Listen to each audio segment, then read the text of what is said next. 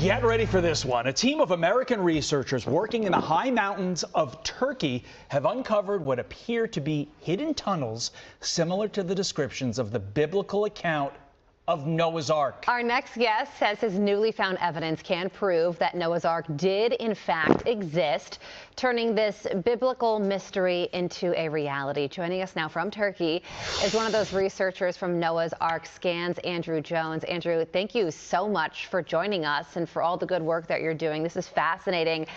Tell us about your findings that could prove the real-life existence of Noah's Ark. Thank you for having me on. Yes, greetings from the mountains of Ararat, where the Bible says the ark landed.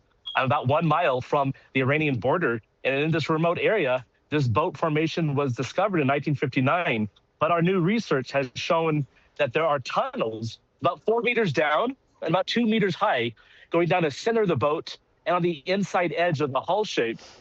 And so we really believe that this layout showing tunnels and also possible support beams and walls would suggest that it's a man-made object and not just a natural formation.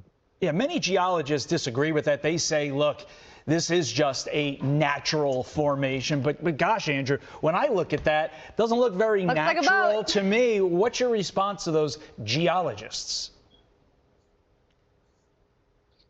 Yeah, so first of all, you have to explain how did an earthen formation get into the shape of a ship, and then is exactly 300 cubits long, which is the length given in the book of Genesis in the Bible.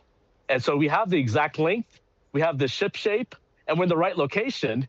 And now we're also seeing that the soil inside is different from right outside the formation. So we have 3 times more organic matter found inside versus right outside. So it's a distinct object and not just part of the mountainside. Can you take your work underground and explore some of these tunnels to get a definitive answer?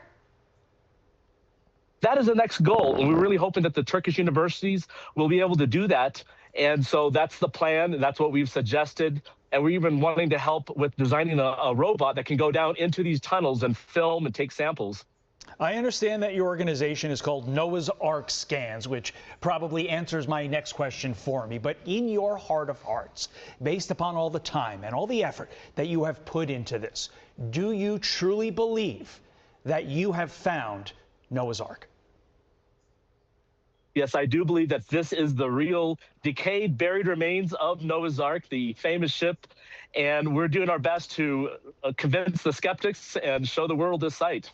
Is your goal scientific, or is it to strengthen people's faith, Andrew?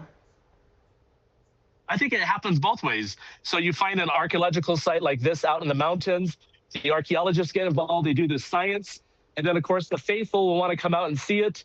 And for them, it affirms, I'm a Christian, so it affirms our belief in the biblical account. Amazing. I love it.